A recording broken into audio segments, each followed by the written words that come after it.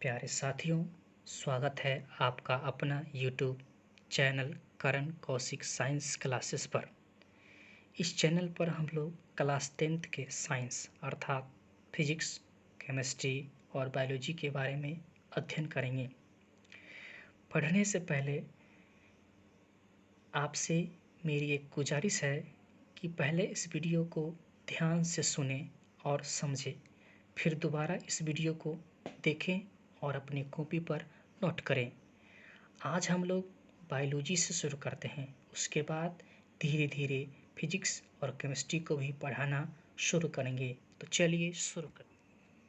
तो हम लोग आज बायोलॉजी, जिसको हिंदी में हम लोग बोलते हैं जीव विज्ञान, उससे शुरुआत करेंगे। सबसे पहले जानेंगे कि बायोलॉजी क्या है, बायोलॉजी शब्द सबसे पहले किसने दिया, फिर इसके विभिन्न शाखाओं के बारे में हम लोग अध्ययन करेंगे। सबसे पहले हमको ये समझना है कि बायोलॉजी शब्द जो है वह कितने शब्दों से मिलकर बना है और वह शब्द कहाँ से लिए गए हैं।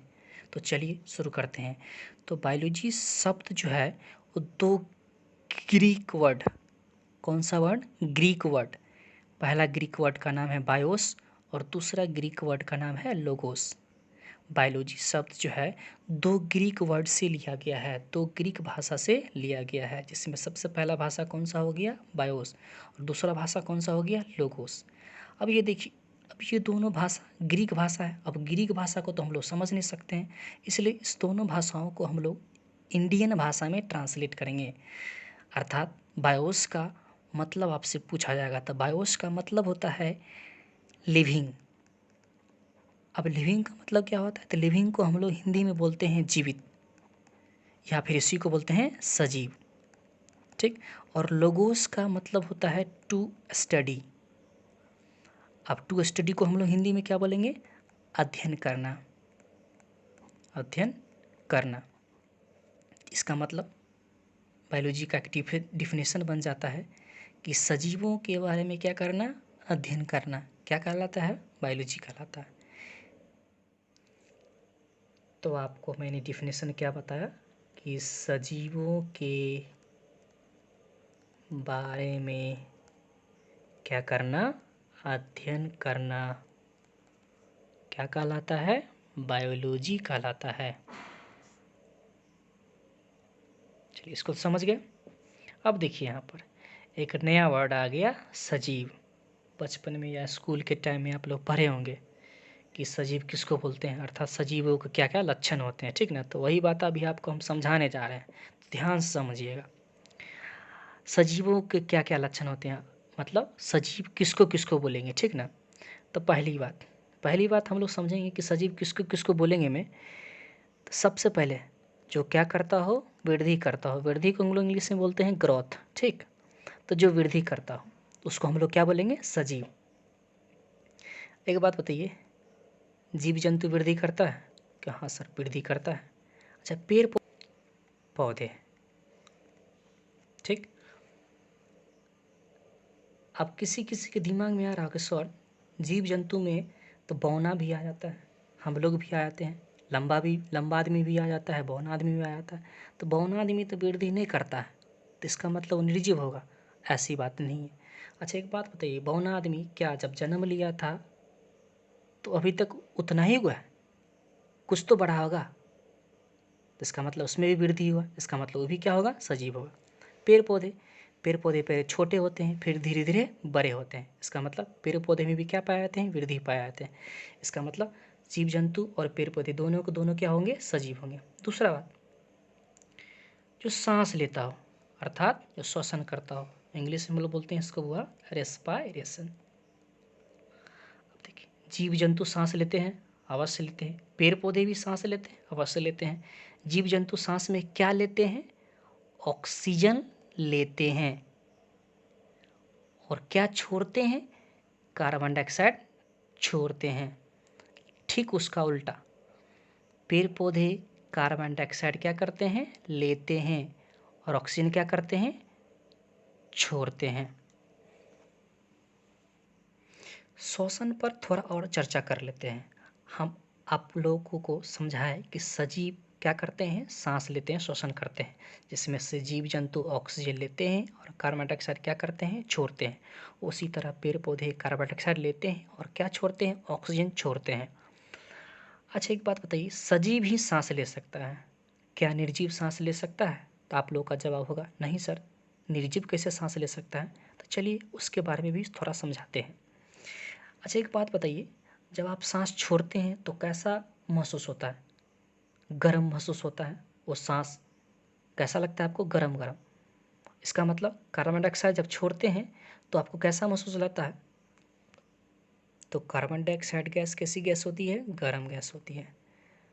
ठीक, अभी आपको हम क्या बताएं, सजीव सांस लेता है, निर्जीव थोड़ा इसका भी चर्चा कर लेते हैं कि निर्जीव सांस नहीं लेता है। चलिए एक बात बताते हैं, आप लोगों ने मकई का पौधा जरूर देखा होगा। हम आपको मकई का पौधा बना के दिखाते हैं। देखिए यह एक मकई का पौधा है। पिक्चर थोड़ा सही नहीं हो पाया, इसके लिए माफ़ कीजिएगा। देखिए खेत में लगा हुआ है। ठीक, खेत में लगा हुआ है। अच्छा खेत में लगा हुआ है तो उस समय क्या करेगा, सांस लेगा, वृद्धि भी करेगा। ठीक ना, इसका मतलब क्या होगा, तब ये सजीव होगा। ठीक, अब देखिए मकई का पौधा में ये देखिए भुट्टा लगा, भुट्टा, ठीक ना, भुट्टा लगा हुआ है। ठीक, भुट्टा तो समझते ही होंगे आप लोग। चलिए अच्छा, ये भुट्टा जो लगा हुआ है तो भुट्टा में भी जो दाना लगा रहता है वो भी सजीव ही होगा, क्योंकि यह खेत में लगा हुआ है। ठीक है, अब इसको क्या कीजिए, यहाँ से काट लीजिए। काटते हैं ना, जब मतलब पक जाता है तो उसको काटते हैं। जब काट लेते हैं, देखिए हम यहाँ पर काट रहे हैं। ठीक, देखिए अब खेत से काट के हम लोग ला दिए। ठीक, तब खेत से काट दिए इसको, मतलब ज़मीन से काट दिए, तब ये क्या हो जाएगा, निर्जीव होगा। ठीक, अच्छा इसमें जो भुट्टा लगा हो वो भी क्या होगा, निर्जीव होगा। ये तो आप लोग समझते होंगे। ठीक, अच्छा आप एक काम कीजिए, इसमें जो दाना लगा हुआ है उस दाना को क्या कीजिए आप, इस मतलब इस दाना जो लगा हुआ है इसको क्या कीजिए, छुड़ा लीजिए। ठीक, अब छुड़ा के जितने भी दाना हैं सभी को एक बोरिया में रख दीजिए। ठीक, इस तरह से बोरिया में रख दीजिए। अब इस बोरिया में क्या कीजिए, बोरा में हाथ डालिए। हाथ डालने के बाद आपको कैसा महसूस होगा, सर गर्म महसूस होगा। इसका मतलब अभी भी वह क्या कर रहा है, सांस ले ही रहा है। इसका मतलब निर्जीव होते हुए भी क्या कर रहा है, सांस ले रहा है। और आपको मैंने क्या पढ़ाया था कि सिर्फ सजीव ही सांस ले सकता है, निर्जीव सांस नहीं ले सकता। लिखिए देखिए यहाँ पर निर्जीव भी कभी कभी सांस ले लेता है। तो ये सब देखिए बायोलॉजी है, बायोलॉजी में आपको बहुत सारे अपवाद मिलेंगे, तो सबको हम लोग नहीं पढ़ेंगे। ठीक, ज़्यादातर नहीं ही पढ़ते हैं, तो जो मेन पॉइंट है उस सबको हम लोग पढ़ेंगे। ठीक ना, तो ये सब ध्यान ज़्यादा मत दीजिएगा। चलिए आगे शुरू करते हैं।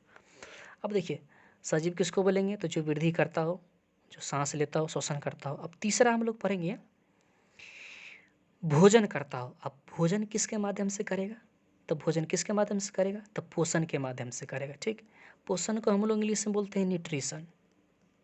ठीक, हम लोगों को जीने के लिए क्या चाहिए, ऊर्जा चाहिए। और वो ऊर्जा हमको कहाँ से मिलेगा, तो भैया खाद्य पदार्थ मिलेगा। खाद्य पदार्थ मतलब क्या, भोजन से मिलेगा। अब भोजन किसके माध्यम से मिलेगा, हमको पोषण के माध्यम से मिलेगा। इसका सीधा सीधा समझिए कि अगर हमको ऊर्जा चाहिए तो हमको खाना खाना पड़ेगा, और वह खाना किस माध्यम से मिलेगा, पोषण माध्यम से मिलेगा। ठीक, अच्छा खाना आप खा लिए, पोषण के माध्यम से खाना खा लिए, तो खाना खाने के बाद उसका क्या करना पड़ेगा, पाचन भी तो करना पड़ेगा ना, पाचन भी करना पड़ेगा।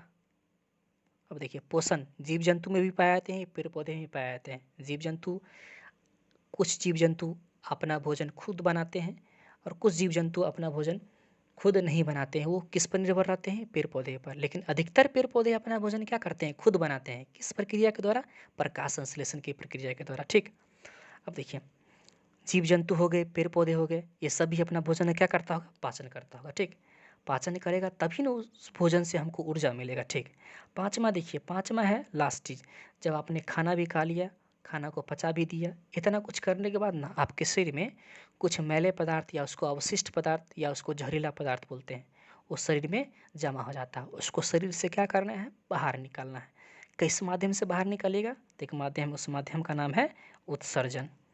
इसको इंग्लिश में बोलते हैं एक्सक्रीशन। ठीक ना, उत्सर्जन के माध्यम से उस मैले पदार्थों को शरीर से क्या करना है, बाहर निकालना। ठीक ना, इतना कुछ करने के बाद जो जीव इतना कुछ कर लेगा ना, समझिए कि वो क्या चीज़ कहलाएगा, सजीव। इन्हीं जो सब चीज़ कर लेगा तभी उसको सजीव बोलेंगे। इसमें से अगर 2-3 चीज़ भी कर लेना तो उसको हम लोग कथी बोलेंगे? सजीव बोलेंगे, ठीक है ना। आपका सर जी एक बात बताइए, उत्सर्जन तो हम लोग जीव जंतुओं में पाए जाते हैं, पेड़ पौधे में तो नहीं उत्सर्जन समझाइए तो समझाते हैं। देखिए पेड़ पौधे भी उत्सर्जन करते हैं, कैसे? तो देखिए कभी आपने पीपल का पौधा देखे होंगे। पीपल का पौधा को जब आप उसका पत्ती तोड़िएगा तब पत्ती से आप तोड़िएगा तो उसको देखिएगा उसमें दूधिया टाइप का निकलता है दूधिया टाइप का। और दूधिया टाइप को जो निकलता है उसको हम लोग बोलते हैं लेटेक्स, लेटेक्स बोलते हैं। और पेड़ पौधे का यही है मैला पदार्थ या फिर अवशिष्ट पदार्थ, यही लेटेक्स को अपने शरीर से क्या करता है? बाहर निकालता है। अगर इससे भी नहीं समझे तो एक और चीज़ बताते हैं। गोंद का नाम सुने होंगे, बबूल का पौधा देखे होंगे, उसमें गोंद निकलता है। तो गोंद कैसा पदार्थ है? एक प्रकार का मैला पदार्थ है, वो अपने शरीर से क्या कर रहा है? बाहर निकाल रहा है। इसका मतलब पेड़ पौधे में भी कौन सी क्रिया पाई जाती है? उत्सर्जन की क्रिया पाई जाती है। खैर इस सभी के बारे में, श्वसन के बारे में, पोषण के बारे में, पाचन के बारे में, उत्सर्जन के बारे में हम लोग डिटेल से आगे चर्चा करेंगे, ठीक। तो अभी तक आप लोगों ने क्या देखा कि जीव जंतु और पेड़ पौधे यह दोनों के बारे में तब से हम लोग पढ़ रहे हैं ना, नहीं पढ़ रहे हैं? तो इसका मतलब बायोलॉजी का आप एक और डिफिनेशन बना सकते हैं। क्या बना सकते हैं? एक बात बताइए, बायोलॉजी किसकी शाखा है? साइंस की ना शाखा है, क्योंकि साइंस की कितने शाखा है? 3 शाखा। एक तो हो गया फिजिक्स, दूसरा केमिस्ट्री और तीसरा कथी होगा? बायोलॉजी। इसका मतलब साइंस की शाखा है बायोलॉजी। तो आप कैसे बोल सकते हैं? विज्ञान की वह शाखा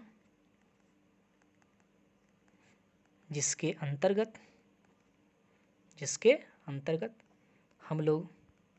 हम लोग किसके किसके बारे में अध्ययन करते हैं? जीव जंतुओं और हरे पेड़ पौधों के बारे में क्या करते हैं? अध्ययन करते हैं। क्या कहलाता है? बायोलॉजी कहलाता है। शुरुआत में भी आपको एक डिफिनेशन बताए थे कि सजीवों के बारे में क्या करना? अध्ययन करना। क्या कहलाता है? बायोलॉजी कहलाता है। ये भी डिफिनेशन सही है, लेकिन अगर आप पूछे विस्तृत रूप में बताओ डिफिनेशन, तो क्या बोलिएगा? कि विज्ञान की वह शाखा जिसके अंतर्गत हम लोग किसके किसके बारे में अध्ययन करते हैं? जीव जंतु और हरे पेड़ पौधे के बारे में क्या करते हैं? अध्ययन करते हैं। क्या कहलाता है? बायोलॉजी कहलाता है, ठीक। तो ये सब तो हो गया रफ। अब इसका हम एक अच्छा फेयर हम बना कर आपको दिखा रहे हैं, ठीक ना। आप सिर्फ अभी सुनिएगा, लिखिएगा बाद में, पहले आप सुन लीजिए ध्यान से, ठीक ना। चलिए दिखाते हैं आपको, ठीक। देखिए दिन पहला हो गया, पहला डे हो गया ही। हम लोग क्या पढ़े थे अभी? बायोलॉजी, हिंदी में क्या बोलते हैं? जीव विज्ञान। बायोलॉजी जो है 2 ग्रीक वर्ड से मिलकर बना होता है। बायोस, बायोस का मतलब क्या होता है? लिविंग। लिविंग को हिंदी में क्या बोलते हैं? सजीव। दूसरा क्या चीज़ है? लोगोस। लोगोस को हम लोग हिंदी में क्या बोलते हैं? To study. टू स्टडी को हम लोग हिंदी में क्या बोलते हैं? अध्ययन करना।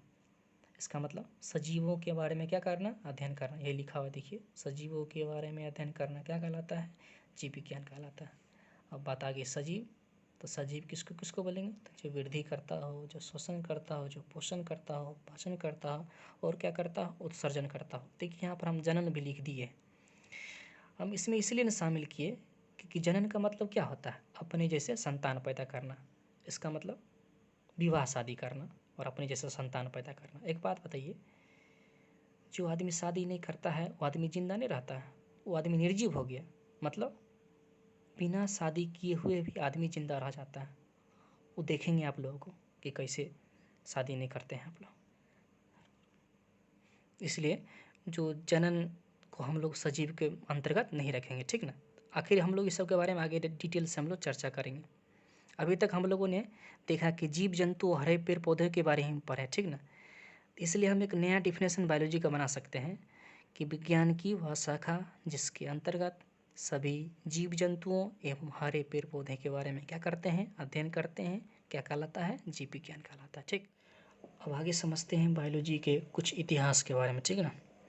देखिए कभी कभी कोई आपको महान आत्मा जो है आपसे पूछ सकता है कि एक बात बताओ, ये जो बायोलॉजी शब्द है, यह शब्द जो है सबसे पहले किसने दिया था? सीधा सीधी क्वेश्चन पूछ सकता है कि बायोलॉजी शब्द जो है सबसे पहले किसने दिया था? तो आपको बता रहे हैं बायोलॉजी शब्द जो है ना, 2 वैज्ञानिक ने मिलकर दिया था। 2 वैज्ञानिक ने मिलकर दिया था, जिसमें सबसे पहला वैज्ञानिक कौन होगा पता है आपको? पहला वैज्ञानिक है लैमार्क। क्या बोलेंगे? लैमार्क। फिर समझिए, बायोलॉजी शब्द सबसे पहले 2 वैज्ञानिकों ने मिलकर दिया था। सबसे पहला वैज्ञानिक कौन होगा? लेमार्क। और दूसरा वैज्ञानिक का नाम होगा ट्रेविनियस। क्या पढ़ेंगे? ट्रेविनियस। इसको शॉर्टकट में हम लोग L&T पढ़ते हैं। L का मतलब क्या हो जाएगा? लेमार्क। T का मतलब क्या हो जाएगा? ट्रेविनियस। तो अगर आपसे पूछे कि बायोलॉजी शब्द सबसे पहले किसने दिया था, तो आपका जवाब क्या होना चाहिए? सर, बायोलॉजी शब्द सबसे पहले 2 वैज्ञानिक ने मिलकर दिया था। सबसे पहला वैज्ञानिक लेमार्क और दूसरा क्या चीज? ट्रेविनियस। लेमार्क और ट्रेविनियस को हम लोग शॉर्टकट में क्या बोलते हैं? L&T। ठीक, आगे बढ़ते हैं। अब हम लोग पढ़ेंगे बायोलॉजी को कितने भागों में बांटा गया है, अर्थात बायोलॉजी की शाखाएं। तो सुनिए, अब कभी कभी पढ़े होंगे या फिर सुने होंगे कि बायोलॉजी के मुख्यतः 2 शाखाएं होती हैं। पहला बॉटनी, दूसरा जूलॉजी। बॉटनी को हम लोग हिंदी में वनस्पति विज्ञान बोलते हैं और जूलॉजी को हम लोग हिंदी में जंतु विज्ञान या प्राणी विज्ञान बोलते हैं। हम लोग भी 2 भाग ही पढ़ेंगे, ठीक ना। लेकिन उससे पहले थोड़ा और जानकारी ले लेते हैं। पता है आपको बायोलॉजी के लगभग 55 से भी अधिक शाखाएं होती हैं। ध्यान सुनिएगा, बायोलॉजी के मेन 2 शाखा होती है। पहला बॉटनी, इसको हम लोग हिंदी में बोलते हैं वनस्पति विज्ञान, और दूसरा हो गया जूलॉजी, इसको हम लोग बोलते हैं जंतु विज्ञान। मतलब बायोलॉजी के मुख्यतः 2 ही शाखा होते हैं, बॉटनी और जूलॉजी। लेकिन हम लोग यहाँ पर कुछ और जानकारी ले लेते हैं। कुछ लगभग कितने से भी अधिक शाखा होती है? 55 से भी अधिक शाखाएं होती है।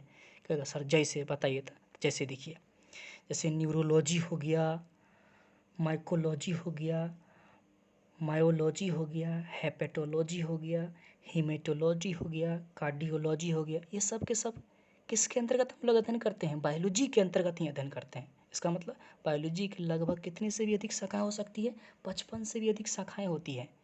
लेकिन हम लोग मेनतः 2 को शाखा पढ़ेंगे। पहला क्या होगा? बॉटनी, दूसरा क्या होगा? जूलॉजी। ये तो रफ हो गया। अब फिर से आपको हम फेयर दिखा रहे हैं, ठीक ना। आप सिर्फ ध्यान से समझिएगा। तो अभी जो पढ़ाए हैं उसको हम फेयर कर रहे हैं। देखिए, बायोलॉजी शब्द सबसे पहले 2 वैज्ञानिकों ने मिलकर दिया था। पहला वैज्ञानिक का क्या नाम है? लेमार्क। दूसरा वैज्ञानिक का क्या नाम है? ट्रेविनियस। शॉर्टकट में क्या बोलेंगे? L&T। आगे बढ़ते हैं। देखिए, फिर आपको बताया बायोलॉजी की शाखाएं। तो अभी आपको क्या बताया? बायोलॉजी के लगभग कितने से भी अधिक शाखा होती है? 55 से भी अधिक शाखाएं होती है। जैसे न्यूरोलॉजी, पता है आपको? न्यूरोलॉजी के अंतर्गत पता है आपको किसका अध्ययन करते हैं? न्यूरोलॉजी के अंतर्गत हम लोग तंत्रिका तंत्र का अध्ययन करते हैं, ठीक। अगला कहती है माइकोलॉजी। माइकोलॉजी के अंतर्गत हम लोग पता है कवक का अध्ययन करते हैं। अगला देखिए क्या लिखा हुआ है? मायोलॉजी। अब मायोलॉजी के अंतर्गत हम लोग मांसपेशियों का अध्ययन करते हैं। अगला है हेपेटोलॉजी। हेपेटोलॉजी के अंतर्गत हम लोग रक्त के बारे में अध्ययन करते हैं। अगला है हीमेटोलॉजी। हीमेटोलॉजी के अंतर्गत हम लोग रक्त में क्या क्या रोग होते हैं इस सब के बारे में अध्ययन करते हैं। अगला है कार्डियोलॉजी। कार्डियोलॉजी के अंतर्गत हम लोग हृदय के बारे में अध्ययन करते हैं। एक बार देखिए, रक्त आया, हृदय आया, तंत्रिका तंत्र हुआ, ये सब क्या है? बायोलॉजी का ना शाखा है। बायोलॉजी में तो हम लोग पढ़ते हैं ETC इत्यादि, ठीक ना।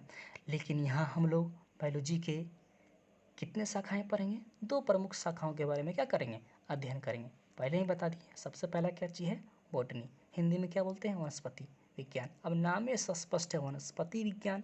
अब सुनिए, इसका मतलब बॉटनी या वनस्पति विज्ञान के अंतर्गत हम लोग किसके बारे में अध्ययन करते हैं? हरे पेड़ पौधे के बारे में अध्ययन करते हैं। आगे बढ़ते हैं। अब आपसे कभी कभी क्वेश्चन पूछ सकता है कि एक बात बताओ, बॉटनी के अंतर्गत हम लोग हरे पेड़ पौधे के बारे में अध्ययन करते हैं, ठीक। पता होता बॉटनी का फादर किसे कहा गया है? तो बॉटनी का फादर जो है ना, थियोफ्रेस्टस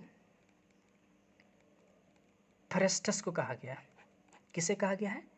अगर आपसे पूछे कि बॉटनी का फादर, बॉटनी देख रहे हैं यहाँ, बॉटनी का फादर, देखिए बॉटनी लिखा हुआ ना, बॉटनी। अगर आपसे पूछे बॉटनी का फादर किसे कहा गया है, तो थियोफ्रेस्टस को कहा गया है। थियोफ्रेस्टस को कहा गया है, ठीक। थोड़ा रफ में समझ लेते हैं हम लोग, तब आगे हम लोग फेयर पर जाएंगे। तो बॉटनी का अगर आपसे पूछे फादर किसे कहा गया, तो थियोफ्रेस्टस को कहा गया है। अब यहाँ पर भी सवाल उठ सकता है, आखिर बोटनी का फादर थियोफ्रस्टस को ही क्यों कहा जाता है? तो उसका भी जवाब सुन लीजिए। अगर आपसे कोई क्वेश्चन पूछे कि बोटनी का फादर बताओ थियोफ्रस्टस, फिर आपसे तो उसी समय क्वेश्चन पूछ सकता है आखिर थियोफ्रस्टस को ही बोटनी का फादर क्यों कहा जाता है? तो इसके पीछे कारण है, सुनिए, कहानी है। बोटनी का फादर हो गया थियोफ्रस्टस। आखिर बोटनी का फादर थियोफ्रस्टस को ही क्यों कहा जाता है? तो सुनिए, क्योंकि थियोफ्रस्टस ने एक किताब लिखा था। थियोफ्रस्टस विज्ञानी जो था, इसने एक किताब लिखा था। उस किताब का नाम है द हिस्टोरिया ऑफ, ध्यान से सुनिएगा सिर्फ, the Historia of plantarum. The Historia of plantarum. देखिए इंग्लिश भी वही है, हिंदी भी वही है, इसलिए हिंदी लिखेंगे, इसके लिए कोई टेंशन मत रखिएगा, ठीक ना। थियोफ्रस्टस ने एक किताब लिखा, बुक लिखा। उस बुक का नाम क्या है? The Historia of plantarum. पता है थियोफ्रस्टस ने जो बुक लिखा था हिस्टोरिया ऑफ प्लांटेरम, इस बुक में थियोफ्रस्टस ने लगभग 500 पेड़ पौधे का वैज्ञानिक नाम दिया था। कौन नाम दिया था? वैज्ञानिक नाम दिया था। अब ये वैज्ञानिक नाम क्या होता है आप लोग समझते होंगे, नहीं समझते होंगे तो हम आगे पढ़ा देंगे आपको, ठीक ना। तो थियोफ्रस्टस ने अपनी किताब द हिस्टोरिया ऑफ प्लांटेरम में लगभग 500 पेड़ पौधे का कौन सा नाम दिया था? वैज्ञानिक नाम दिया था। ये तो रफ हो गया। अब फिर फेर पाते हैं, ठीक। हम लोगों ने बॉटनी के बारे में पढ़ा था, वनस्पति विज्ञान। इसके अंतर्गत हम लोग सभी हरे पेड़ पौधे के बारे में क्या करते हैं? अध्ययन करते हैं। फिर नोट में देखिए, बॉटनी का फादर अभी बताएं किसको कहा जाता है? थियोफ्रस्टस को कहा जाता है। फिर क्वेश्चन पूछ सकता है थियोफ्रस्टस को ही बॉटनी का फादर क्यों कहा जाता है? तो क्योंकि थियोफ्रस्टस ने अपनी किताब का नाम क्या है? द हिस्टोरिया ऑफ प्लांटेरम में लगभग कितने पेड़ पौधे का? 500 पेड़ पौधे का कौन नाम दिया था? वैज्ञानिक नाम दिया था। कहे जैसे एगो दूगो पेड़ पौधे का वैज्ञानिक नाम बताइए तो देखिए, आम का वैज्ञानिक नाम, हम लोग आम को इंग्लिश में क्या बोलते हैं? मैंगो। लेकिन अगर आपसे कोई पूछ दे इसका वैज्ञानिक नाम बताओ, तो आम का वैज्ञानिक नाम क्या होता है? Mangifera indica. क्या बोलेंगे? Mangifera indica. आम का वैज्ञानिक नाम क्या हो जाएगा? Mangifera indica. ये सब किसने दिया था? तो आपसे पूछे ये सब किसने दिया था? तो थियोफ्रस्टस ने। कौन से किताब में? द हिस्टोरिया ऑफ प्लांटेरम में, ठीक ना। उसी तरह मटर का वैज्ञानिक नाम, तब मटर का वैज्ञानिक नाम आपसे पूछ सकता है पेसियम सेटिवम। पेसियम सेटिवम। आम का वैज्ञानिक नाम मैग्नीफेरा इंडिका। मटर का वैज्ञानिक नाम पेसियम सेटिवम। ये सब आपसे एग्जाम में पूछ सकता है कभी कभी, फाइनल एग्जाम में, ठीक ना। ETC और भी बहुत सारे पेड़ पौधे हैं जिसका वैज्ञानिक नाम दिया था कौन? थियोफ्रस्टस ने, ठीक ना। ये तो हो गया बॉटनी के बारे में, ठीक ना। अब दूसरा हम लोग पढ़ेंगे जूलॉजी के बारे में। तो फिर से रफ पे आते हैं, ठीक। देखिए दूसरा क्या चीज़ है? जूलॉजी। नाम में स्पष्ट है, जंतु विज्ञान, मतलब इसको आप प्राणी विज्ञान भी बोल सकते हैं, ठीक ना। तो जिसके अंतर्गत हम लोग किसके बारे में पढ़ते हैं? जंतु के बारे में, प्राणी के बारे में। हम लोग भी तो इसी में शामिल हो गए ना। हम लोग भी क्या है? जंतु, जानवर थोड़े हैं हम लोग भी तो जंतु ही होंगे। तो हम लोग भी किसके अंतर्गत आएंगे? जूलॉजी के अंतर्गत आएंगे। फिर आपसे पूछ सकता है, जैसे बॉटनी का फादर थियोफ्रस्टस को कहा जाता है, उस तरह से आपसे पूछ सकता है कि जूलॉजी का भी फादर बताइए। तो जूलॉजी का फादर पता है किसको कहा जाता है? अरस्तु। पता है अरस्तु कौन था? यही था सिकंदर, महान सिकंदर था ना, उसका गुरु था अरस्तु, ठीक है ना। अरस्तु को पता है इंग्लिश में मतलब एरिस्टोटल लिखते हैं, बात जान लीजिए आप। जूलॉजी का फादर किसे कहा गया है? अरस्तु को। अरस्तु को इंग्लिश में क्या बोलते हैं? एरिस्टोटल। फिर आपसे क्वेश्चन पूछ सकता है, जूलॉजी के फादर अरस्तु को ही क्यों कहा जाता है? जिस तरह से यहाँ पर सवाल उठा था, इस तरह से यहाँ पर भी सवाल उठ सकता है कि जूलॉजी का फादर अरस्तु को ही क्यों कहा जाता है? तो सुनिए इसका भी जवाब है, क्योंकि अरस्तु ने भी एक किताब लिखा था। उस किताब का नाम है the Historia of animalia. The Historia of animalia, ठीक ना। अरस्तु ने एक किताब लिखा था, उस किताब का नाम क्या चीज़ है? The Historia of animalia. इस किताब में अरस्तु ने लगभग लगभग 500 से भी अधिक जीव जंतुओं का वैज्ञानिक नाम दिया था। कौन नाम दिया था? वैज्ञानिक नाम दिया था। लगभग 500 से भी अधिक जीव जंतुओं का कौन सा नाम दिया था? वैज्ञानिक नाम दिया था। यहाँ पर देखिए, यहाँ जीव जंतु है, यहाँ पर क्या चीज़ था? पेड़ पौधे का वैज्ञानिक नाम दिया था। कौन? थियोफ्रस्टस ने। तो कथी कहलाता था? बॉटनी। यहाँ पर हम लोग क्या पढ़ रहे हैं? जूलॉजी। जूलॉजी को हम लोग क्या बोलते हैं? जंतु विज्ञान। हाँ, जूलॉजी का फादर किसे कहा गया? अरस्तु को। अरस्तु को ही क्यों कहा गया? क्योंकि अरस्तु ने एक किताब लिखा, उस किताब का नाम क्या चीज़ है? The history of Animalia. इस किताब में अरस्तु ने लगभग 500 से भी अधिक कौन सा नाम दिया? जीव जंतुओं का वैज्ञानिक नाम दिया था, ठीक ना। कि जैसे मानव का वैज्ञानिक नाम जानते हैं आप लोग? बचपन में पढ़े होंगे। मानव का वैज्ञानिक नाम क्या होता है? होमो सेपियंस होता है, ठीक ना। इसी तरह से बहुत सारे जीव जंतुओं का वैज्ञानिक नाम दिया था, लगभग 500 से भी अधिक, ठीक। ये तो रफ था। अब फिर से आप फेयर पाते हैं। बॉटनी हम लोगों ने पढ़ लिया था। आप किस पर आते हैं? जूलॉजी, है ना, जूलॉजी लिखा हो। जूलॉजी को हम लोग हिंदी में क्या बोलते हैं? जंतु विज्ञान या फिर प्राणी विज्ञान, हम लोग भी इसी में आते हैं, ठीक ना। तो इसके अंतर्गत हम लोग सभी जीव जंतुओं के बारे में क्या करते हैं? अध्ययन करते हैं, ठीक। फिर आगे पढ़ें। जूलॉजी का फादर, अभी बताएं जूलॉजी का फादर किसे कहा गया? अरस्तु। इंग्लिश में क्या बोलेंगे? अरिस्टोटल, ठीक ना। अब पूछेगा जूलॉजी का फादर अरस्तु को ही क्यों कहा जाता है? तो क्योंकि अरस्तु ने अपनी किताब, कौन सी किताब लिखा था? द हिस्ट्री ऑफ एनिमिलिया में लगभग कितने से भी अधिक, 500 से भी अधिक जीव जंतुओं का कौन नाम दिया था? वैज्ञानिक नाम दिया था। जैसे मानव का वैज्ञानिक नाम होमो सेपियंस हो गया, घोड़ा का वैज्ञानिक नाम इक्विस कैबलस हो गया, ठीक ना। ये सब आपसे एग्जाम में कभी कभी पूछ सकता है। अभी नहीं तो कंपटीशन के एग्जाम में ये सब क्वेश्चन पूछता है। जितना भी आपको बताएं ये सब कंपटीशन में लगभग 5 से 6 सवाल इससे पूछ चुका है, जितना भी हम पढ़ाएं आपको, ठीक ना। और आपके 10वां के एग्ज़ाम में भी, फाइनल एग्ज़ाम, ये सब काम देगा, ठीक। उसके बाद ये सब पढ़ाने के बाद आपको हम सिलेबस शुरू करेंगे, ठीक। अच्छा, आप अभी तक एक सवाल नहीं उठाए कि सर बायोलॉजी का फादर किसे कहा गया? अभी तक आपने बॉटनी का फादर बताया, जूलॉजी का फादर बताया, बायोलॉजी का फादर बताइए। तो देखिए, बायोलॉजी का फादर, फिर से रफ पे आते हैं। बायोलॉजी के फादर भी कौन है? अरस्तु। ये कौन बात हो गया? जूलॉजी का फादर भी अरस्तु और बायोलॉजी का फादर भी अरस्तु, ऐसे कैसे? तो सुनिए, इसके पीछे भी कहानी है। देखिए, हम लोग जो अध्ययन करते हैं ना, बॉटनी और जूलॉजी, ये दोनों के बारे में पढ़ते हैं बायोलॉजी में। तो देखिए, बॉटनी में लोग हम बॉटनी के अंतर्गत हम लोग 20% पढ़ते हैं, ज़्यादातर हम लोग जूलॉजी पढ़ते हैं। जूलॉजी में लगभग 80% बात पढ़ते हैं। 80% हमारे बुक में किसके अंतर्गत आते हैं? जूलॉजी के अंतर्गत आते हैं। अर्थात 80% बातें जो हम लोग किसके अंतर्गत पढ़ेंगे? जूलॉजी के अंतर्गत पढ़ेंगे। और सुनिए, जूलॉजी का फादर किसे कहा गया था? अरस्तु को। अरस्तु ने एक किताब लिखा था, हिस्ट्री ऑफ एनिमिलिया। ऐसे में क्या किया था? लगभग 500 से भी अधिक किसका नाम दिया था? जीव जंतुओं का वैज्ञानिक नाम दिया था। देखिए, थियोप्रेस्टस ने जो वैज्ञानिक नाम दिया था 500 पेड़ पौधे का, उसको आसान लगा था, तुरंत दे दिया था। लेकिन इसको बहुत ज़्यादा भारी, मतलब बोझ उठाना पड़ा। अरस्तु को 500 से अधिक जीव जंतुओं को वैज्ञानिक नाम देने में बहुत ज़्यादा तकलीफ सहना पड़ा था। इसलिए सारे वैज्ञानिकों ने मिलकर क्या किया? अरस्तु को ही बायोलॉजी का क्या बना दिया था? फादर बना दिया था। इसलिए अब फेर पाते हैं हम लोग, इसलिए हम नीचे में लिख दिए कि अतः बायोलॉजी के ही फादर किसे कहा गया? अरस्तु को कहा गया, ठीक ना। तो अगर आपसे पूछे बायोलॉजी का फादर ये भी किसे कहा जाता है? अरस्तु को। और जूलॉजी का ही फादर किसे कहा गया? अरस्तु को कहा गया, ठीक ना। तो देखिए, अभी तक आप लोगों ने क्या क्या पढ़ा उसको एक बार रिमाइंड करके देख लीजिए। देखिए, बायोलॉजी यही सब ना पढ़ाए हैं आपको अभी।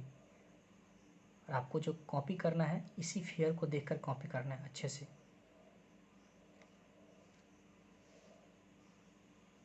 ये फर्स्ट पेज हो गया। आगे देखिए, पन्ना को उलट रहे हैं। देखिए, ये इसका सेकेंड पेज हो गया। एक बार अच्छे से देख लीजिए, मैंने आपको सारा चीज़ पढ़ा दिया है इसमें से।